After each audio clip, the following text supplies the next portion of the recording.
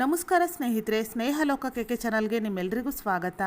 ಸ್ನೇಹಿತರೆ, ಈ ವಿಡಿಯೋದಲ್ಲಿ 2025ರಲ್ಲಿ ಬರುವ ಯೋಗಿನಿ ಏಕಾದಶಿ ಯಾವ ದಿನ ಬಂದಿದೆ, ಏಕಾದಶಿ ತಿಥಿ ಯಾವಾಗ ಪ್ರಾರಂಭವಾಗುತ್ತದೆ, ಯಾವಾಗ ಅಂತ್ಯವಾಗುತ್ತದೆ ಎಂಬ ಮಾಹಿತಿಯನ್ನು ತಿಳಿಯೋಣ.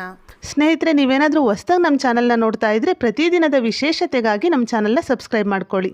ನಿರ್ಜಲ ಏಕಾದಶಿ ನಂತರ ಮತ್ತು ದೇವಶಯನಿ ಏಕಾದಶಿಗೂ ಮುನ್ನ ಬರುವ ಏಕಾದಶಿಯನ್ನು ಯೋಗಿನಿ ಏಕಾದಶಿ ಎಂದು ಕರೆಯುತ್ತಾರೆ. ಈ ದಿನ ವಿಷ್ಣುವನ್ನು ಪೂಜಿಸಲಾಗುತ್ತದೆ ಹಾಗೂ ಆತನ ಆಶೀರ್ವಾದವನ್ನು ಪಡೆಯಲು ಉಪವಾಸ ವ್ರತವನ್ನು ಕೈಗೊಳ್ಳಲಾಗುತ್ತದೆ. ಯೋಗಿನಿ ಏಕಾದಶಿಯನ್ನು ಆಚರಿಸುವುದರಿಂದ ಎಲ್ಲಾ ಪಾಪಗಳು ನಿವಾರಣೆಯಾಗುತ್ತದೆ ಮತ್ತು ಜೀವನದಲ್ಲಿ ಸಂತೋಷ ಹಾಗೂ ಸಮೃದ್ಧಿ ಹೆಚ್ಚಾಗುತ್ತದೆ.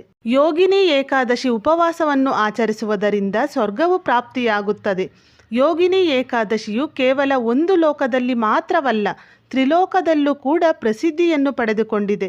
ಈ ಏಕಾದಶಿ ಉಪವಾಸವನ್ನು ಆಚರಿಸಿದರೆ 88,000 ಬ್ರಾಹ್ಮಣರಿಗೆ ಆಹಾರವನ್ನು ನೀಡಿದಷ್ಟು ಪುಣ್ಯ ಪ್ರಾಪ್ತಿಯಾಗುತ್ತದೆ. ಸ್ನೇಹಿತರೆ, 2025ರಲ್ಲಿ ಬಂದಿರುವ ಯೋಗಿನಿ ಏಕಾದಶಿಯು ಜೂನ್ 21ನೇ ತಾರೀಕು ಶನಿವಾರದಂದು ಬಂದಿದೆ.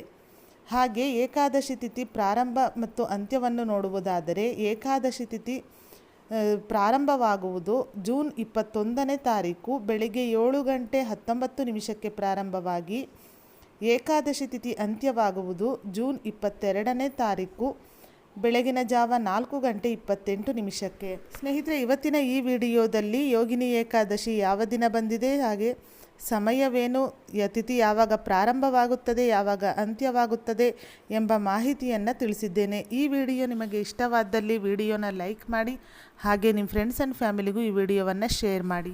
ಇದೇ ಥರದ ಮತ್ತಷ್ಟು ಮಾಹಿತಿಗಾಗಿ ಸ್ನೇಹಲೋಕ ಕೆಕೆ ಚಾನಲ್ನ ಸಬ್ಸ್ಕ್ರೈಬ್ ಮಾಡಿಕೊಂಡು ಸಪೋರ್ಟ್ ಮಾಡಿ. ಕೊನೆ ತನಕ ವಿಡಿಯೋ ನೋಡಿದ ಎಲ್ಲರಿಗೂ ಧನ್ಯವಾದಗಳು.